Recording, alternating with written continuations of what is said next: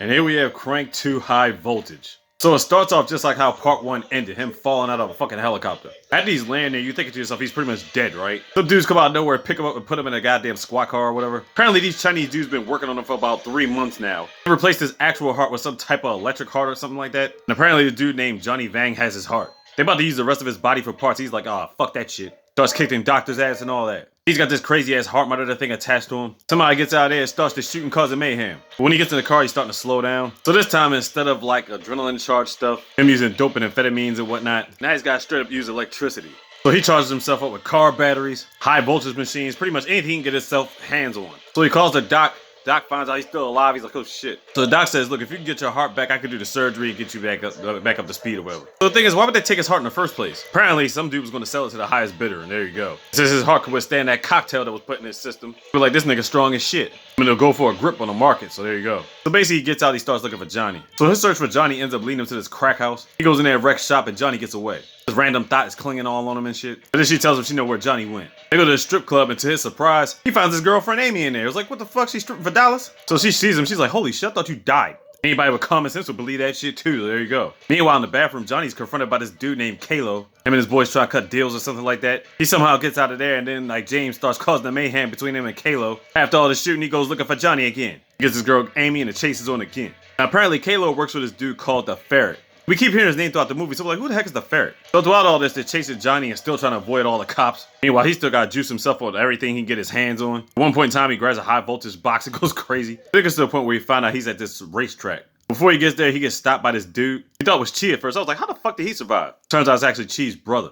And his problem is he's got Tourette's. But he wants revenge for getting his brother killed and all that stuff. But James tells him he took out the whole clan already except for this dude named the Ferret. Between all this, somehow Amy ends up getting locked up. Then she's able to make bail and they bust her loose. He gets to the racetrack, he's chasing down Johnny. But before that happens, Amy ends up meeting him over there at the racetrack. James ends up calling the doc. The doc tells him, hey, you might, get some friction going. Friction creates static electricity or whatever like that. So Amy ends up taking that idea to heart. Somehow throughout all the commotion, they end up having sex on the racetrack.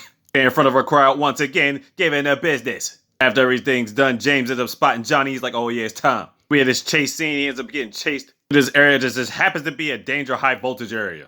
He ends up getting away. All of a sudden, this limo pulls up. It's got the boss, Don Kim, in it. Remember him in part 1? So James thinks these niggas just trying to help him out, right? Turns out they turn turncoat. And they actually want to turn him into the dudes. Ta-da, Ferret. James ended up having to lace them niggas and lace the whole damn crew. They don't even get the tip to where Johnny's going to be at from the crack whore he met at the beginning. But he really got the tip from Chai's brother. He finds him again, all of a sudden it becomes a shootout. Johnny's running again. Then they get to this like danger high voltage area. This time it's one-on-one. James lays that smack down on Johnny. He's thinking to himself, he's got the cooler back, he's got his heart. When he gets the key in the lock of the combination, it's not his heart in there. It doesn't show us, but he's probably got some other shit, some kinky shit in there or whatever like that. So now James thinking to himself, where the fuck is my heart at? Kato and them niggas pop out of nowhere and end up smacking James down. They end up taking him to the Ferret. But they ain't want to kill him yet, they were just fucking around with him. He's thinking to yourself, why? So James finally meets the Ferret. Give him this long backstory, then we find out the Ferret is actually Ricky's other brother. Yeah, Ricky that got thrown out the helicopter in part 1. The brother that James killed early in the movie, it turns out that's the third brother now. So he got legitimate beef.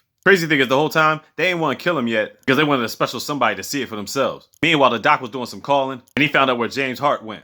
Some old dude on a stroll with some pimp shit. So the doc sent one of his ladies out there to go get him. Basically, the lady tricked the guy and led him back to the doc's office. Meanwhile, Kato and them dudes about to beat the fuck out of James, and the Ferret shows him this thing he's been working on. They show him this tank with a head in it, and it's Ricky's fucking head. Apparently, he's still alive. But the mechanics inside the machine is just keeping him alive or whatever like that, but it's basically gonna keep him alive long enough to see James get killed. So you're thinking to yourself, James is pretty much fucked, right? But then all of a sudden, Chai's brother and the crackhead horde actually saved the day. He knew a bunch of the black guys in the first film, and they brought a whole bunch of people in the crew. And they all ready to take down the Ferret and the squad. The beef happened, damn near everybody gets deaded. James losing energy again. He ends up going to the top of a telephone pole and shocking himself off the telephone pole going crazy. The thing is, while that's happening, this motherfucker's on fire. He beats the death out the Ferret, done deal, dead his shit, tossed him in the water, took the supply off of Ricky's head and tossed his ass in the water, done deal. Kato got killed in a gunfight somehow. All of a sudden, this motherfucker just starts hallucinating. The crackhead chick is so happy to see James. James hallucinating, he's thinking it's Amy. He goes to hug her, she ends up burning the fuck up. He just puts the middle finger to the camera, think the movie's going off like that. It's like, what? You're thinking to yourself, what happened with the doctor and the other dude? We're gonna find out during the credits. They got James back to the doc's office. The doc was working on his heart while Amy was in there. No go, they pretty much pronounced him dead. Then all of a sudden, as he was laying on the table, his eyes pops open. I'm like, what?